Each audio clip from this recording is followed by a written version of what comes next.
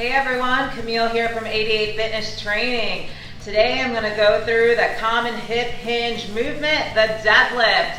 So I'm going to take you through 3 common variations: the conventional deadlift, the Romanian deadlift, and then the stiff leg deadlift.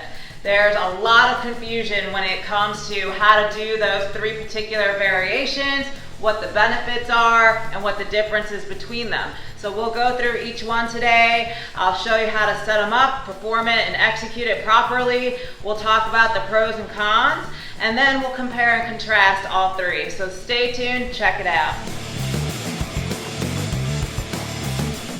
All right, so I'm gonna start with the conventional deadlift. This particular variation is a really great posterior chain exercise. It's gonna work almost everything. If you think about exercises that stimulate the most amount of muscles, the deadlift is where it's at. And with that, because you're doing such a heavy pull, it's gonna create the most amount of fatigue out of all 3 of these variations. All right, so conventional deadlifts. We're gonna go ahead, grab our bar. I'm gonna set it on the floor. So in terms of how to set this up in like stance, you wanna start with the bar right over your shoelaces. So just like that, you're gonna wanna stand at hip width, just like that. And in terms of hand positions, about shoulder width. So just let them naturally hang. Now with your feet in this position, we are gonna flex the knees and start reaching down until we can grab the bar, just like that. So your back's gonna be nice and flat, and you can see it's kind of upright. Now, if for some reason your deadlift looks like you're squatting, you're doing it wrong. It should totally look different. Your torso should be a little more leaned forward. Your body's leaned forward, kind of over the bar. So again, if your deadlift looks like your squat, something's not right. So in any case, reach down, grab the bar, and then we're gonna lift and thrust forward, just like that. So we're gonna come all the way down, tapping the floor, and back up. So that's one of the things with the deadlift. You are tapping the floor each time, which when you do that, you're actually unloading the bar and you're losing resistance. So in terms of like total time under tension, it's maybe a little less to it. However, you can really load up the weight on the conventional deadlift. The next one we'll go through is the Romanian deadlift. It gets its name from an Olympic weightlifter, in case you're curious. But this one is kind of a similar setup as the conventional deadlift, but you have a whole lot less knee flexion. And with this one, you don't actually touch the ground. So again, same thing. We're gonna keep the bar pretty close to the shins. It's right over my shoelaces. I'm gonna reach down just like I would in the normal deadlift. And I'm gonna stand up, and you're really just starting in the standing position, whereas in the other one, we start at the floor. All right, I'm gonna come down to about mid-shin, and now I'm gonna squeeze the glutes and hamstrings and come up. Again, nice flat back, right about mid-shin, squeeze, up. So now you can kind of see the difference here. I got a lot less knee flexion than I did in the deadlift, and I'm not coming all the way down to the floor. I'm going right about mid-shin, squeezing the glutes and hamstrings, and coming up. Whereas the regular deadlift, again, we were like this. So you can see the knee is flexing a whole lot more than the Romanian deadlift, just like this. Now, with the Romanian deadlift, it's really important to not touch the floor. So ideally you shouldn't be if you're only going to mid-shin. If for some reason you run into issues, stand on something elevated. The next one, the last one, is the stiff leg deadlift. The setup starts kind of similar. You're still at your hip width, arm shoulder width apart, but the bar is going to be a little further than your body at this point. So I'm going to roll it closer to where my toes are, and I'm going to be almost 90 degrees with a flat back. So you see that there? And I'm not going to be fully locked out with the knees. You want a soft knee, so right about there. So if you can see, fully locked out, that's a no-no. You don't want that. We want soft knee right here. And from here, again, squeeze the glutes, hamstrings, and we're gonna stand straight up. Now we're gonna come all the way back down unloading on the floor of the platform.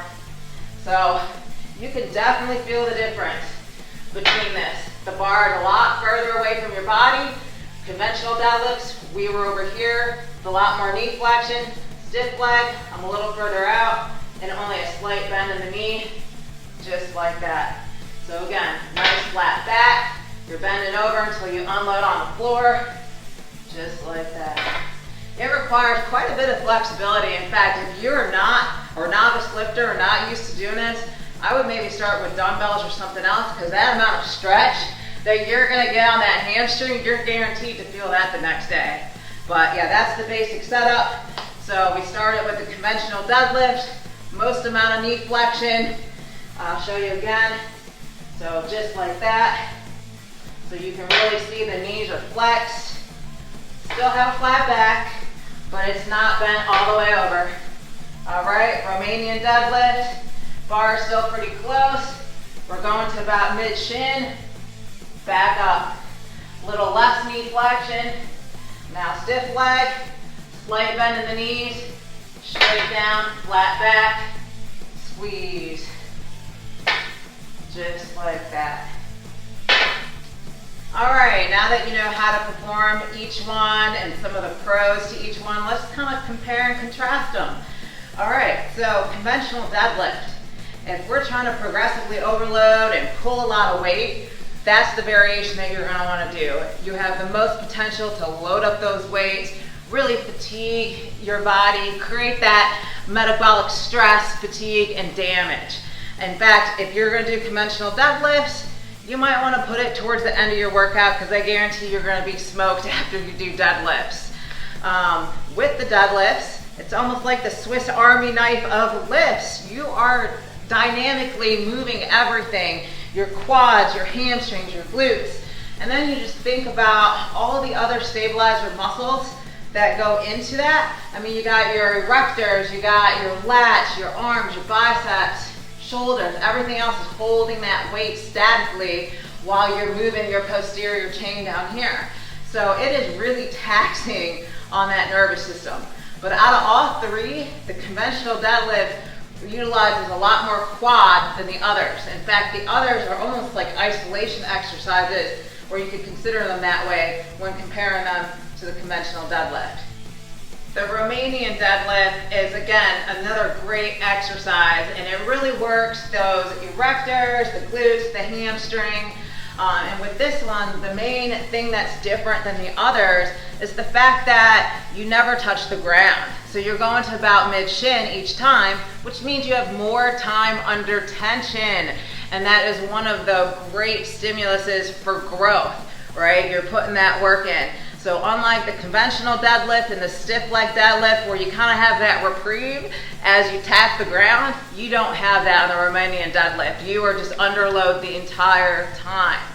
And when looking at it compared to the stiff leg, you can usually move a whole lot more weight. So if you're trying to progressively overload and really work those hamstrings and glutes, that one's probably going to be a great one for you to work out. You're also, if you're kind of looking at it, the range of motion is a little less than perhaps the stiff leg, so you might not be stretching as much for the hamstring, but it's definitely still a good one because you can load up the weight. So definitely take that in consideration. All right, the stiff leg deadlift. It probably has the most range of motion out of all of them because there's very little knee flexion there. And actually, because there's little knee flexion, you have the least amount of quad involvement throughout the stiff leg deadlift. But one muscle group that is maximized on this is that erector spinae right down here, these lower back muscles, right? So if you're lifting a lot of weight, you're gonna feel it. In fact, a lot of people that have that really built up three-dimensional erectors, they're doing a whole lot of stiff leg deadlifts. So not even necessarily for the hamstring benefits. So it's a great one to work into your workouts.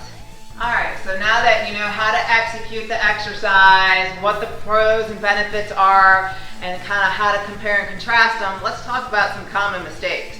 So a lot of times with the confusion between these three really comes into how much the knees are flexed. So really take a look at how much you're bending down Again, kind of when I started this video, I said if your conventional deadlifts look like your squats, but you're holding the bar, then something's wrong. There's too much knee flexion going on in the conventional deadlift. Same thing, if you're trying to attempt a stiff leg dead, but the knees are bending too much, then you're not getting the true benefits of that particular exercise.